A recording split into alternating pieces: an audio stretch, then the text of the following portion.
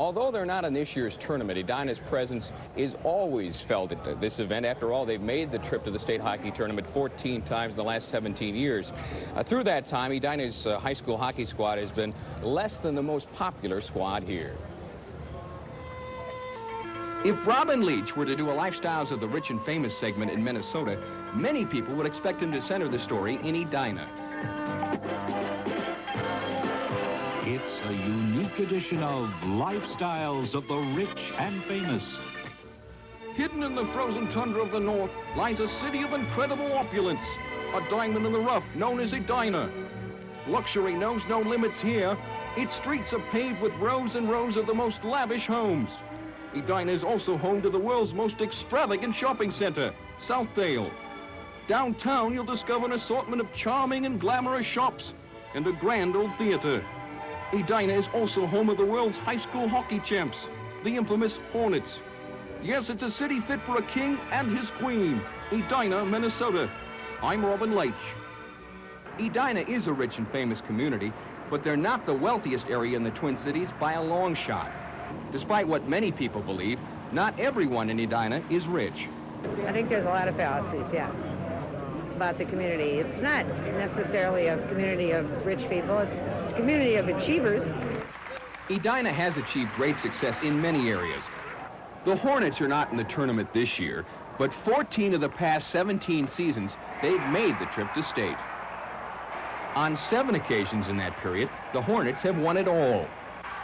Folks in Edina love their team, but hockey fans elsewhere, well, let's just say some people don't exactly like the Hornets. But, you know, they're like the Dallas Cowboys. They're kind of like America's team. They're always winning. They're whining. When they lose, it's somebody else's fault, and they get all the breaks. They're a team you love to hate.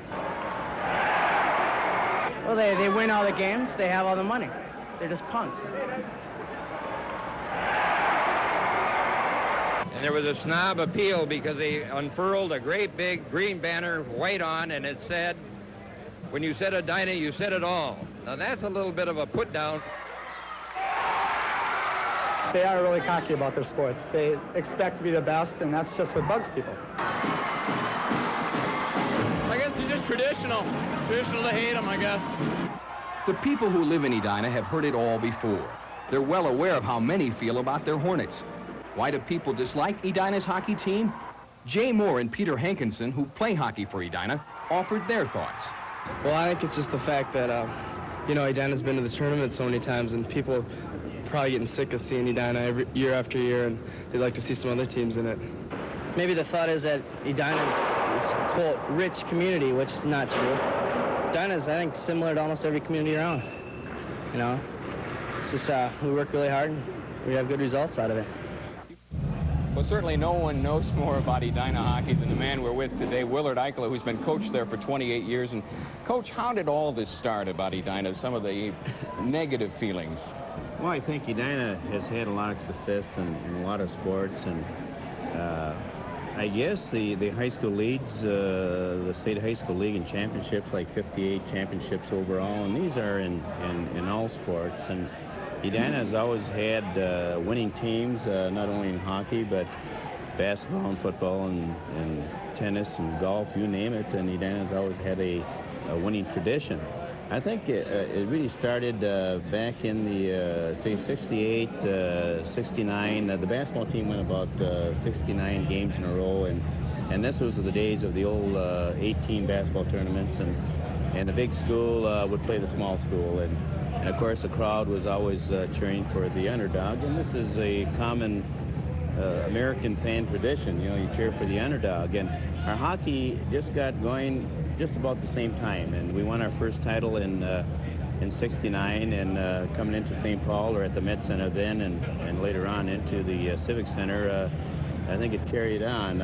We had a small section for Edina, strictly Edina people, and the rest of the arena was for the underdog. So it was nothing new to us, and I think it made us play better. I think it makes our kids play better to show people that we play good hockey, and we play disciplined hockey, and we want to be appreciated, but we have no control over what the opposing fans say. People like to bring the money aspect into it, Coach Ikola. You have a northern Minnesota heritage in Eveleth. where there wasn't a great deal of money. How do you compare the players there to the kids that you have now at Edina? Well, I would say that back in Evelyn, when it was a big thrill just to come down here, you know, stay in a hotel and eat in a restaurant. The kids that I played with never had that opportunity back in Evelyn, and we'd go through the wall in the Hippodrome in Evelyn just to get down here to play in the auditorium. I don't see any difference to the Edina kids.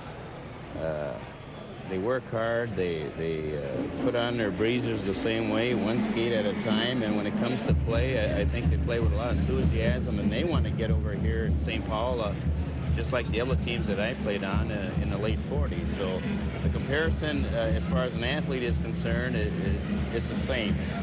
This is the biggest thing for a high school hockey player, and it doesn't make any difference if it's in 1940 or 1986. They want to get here because this is a big show, and I think our kids play just as hard as any kids in the state of Minnesota, maybe harder at times, because we've been here 60 times since I've been coaching, and 3 or 4 times before I was at Edina. So I take my hats out to Edina kids, the way they work and the way they play the game of hockey.